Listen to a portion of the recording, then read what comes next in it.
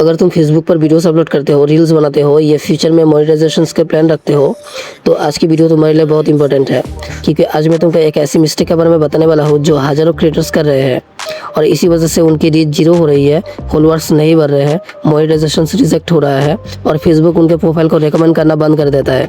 और सबसे शॉकिंग बात, बहुत सारे क्रिएटर्स को पता भी नहीं होता कि उनसे गलती क्या हुई।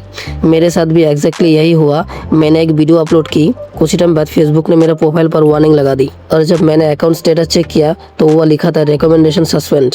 फेसबुक ने मेरे कंटेंट को अनओरिजिनल कंटेंट डिटेक्ट कर लिया था। अब सवाल ये है, ये अनओरिजिनल कंटेंट होता क्या है और सिर्फ एक वीडियो की वजह से रीच कैसे खत्म हो सकती है। वीडियो के अंत तक बने रहो, क्योंकि मैं तुम्हें एग्जैक्ट सोल्यूशन भी दूंगा और ये भी बताऊंगा कि रिव्यू रिक्वेस्ट करना चाहिए या नहीं। सबसे पहले समझते हैं फेसबुक का अनओरिजिनल कंटेंट सिस्टम काम कैसे करता है। मान लो आपने किसी मूवी का सीन अपलोड किया, किसी वेब सीरीज का क्लिप अपलोड किया या किसी और क्रिएटर का वीडियो डाउनलोड करके रिपोस्ट कर दिया। फेसबुक का एआई उस कंटेंट को स्कैन करता है। अगर सिस्टम को लगता है कि कंटेंट पहले से इंटरनेट पर अवेलेबल है और आपने उसमें इनफ वैल्यू ऐड नहीं की तो फेसबुक उस कंटेंट को लिमिटेड ओरिजिनली कैटेगरी में डाल देता है और यही से प्रॉब्लम स्टार्ट होती है। और आप सोच रहे होंगे भाई सिर्फ एक वार्निंग से क्या फ़र्क पड़ता है। फ़र्क बहुत पड़ता है। सबसे पहला नुकसान, फेसबुक आपका प्रोफाइल को रेकमेंड करना बंद कर देता है, यानी जो लोग आपको फॉलो नहीं करता उनके फीड में आपकी रील्स और वीडियोज जाना लगभग बंद हो जाता है। अब इमेजिन करो, आप रोज वीडियो अपलोड कर रहे हो, एडिटिंग कर रहे हो, टाइम इन्वेस्ट कर रहे हो, लेकिन फेसबुक खुद ही आपके कंटेंट लोगों को दिखा नहीं रहा। Result, views down, reach down, followers growth down और मोटिवेशन भी डाउन। लेकिन रुक जा, अभी सबसे बड़ा डैमेज बाकी है। अगर ये इशू रिपीट होता रहा तो मोनेटाइजेशन भी अफेक्ट हो सकता है। कई क्रिएटर्स कंप्लेंट्स करते हैं कि उनके पास व्यूज है, फॉलोअर्स है, लेकिन मोनेटाइजेशन एलिजिबल नहीं हो रहा। Reason, content originally issue. Facebook आजकल ओरिजिनल क्रिएटर को प्रमोट करना चाहता है। अब मैं तुम्हें एग्जैक्टली दिखाता हूँ कि मेरे अकाउंट में क्या मैसेज आया था। यहाँ पर तुम देख सकते हो, your profile shared content that are technology detected as unoriginal और repurposed from other source with limited added value. ध्यान से सुनो, फेसबुक ने यह कॉपीराइट वर्ड यूज नहीं किया, उसने अनओरिजिनल बोला।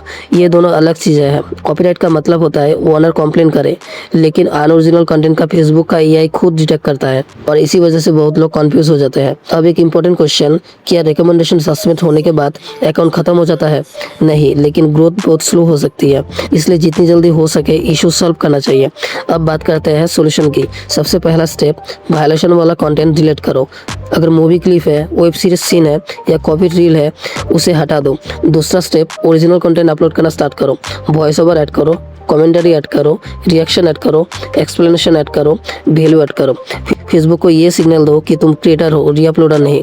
तीसरा स्टेप, प्रोफेशनल डैशबोर्ड में जाकर अकाउंट स्टेटस चेक करो। यह तुम्हें एग्जैक्ट रीजन दिखेगा और कई केसेस में रिव्यू का ऑप्शन भी मिलता है। अब यह बहुत लोग गलती करते हैं, रिव्यू रिक्वेस्ट भेजने से पहले रीज़न समझना जरूरी है।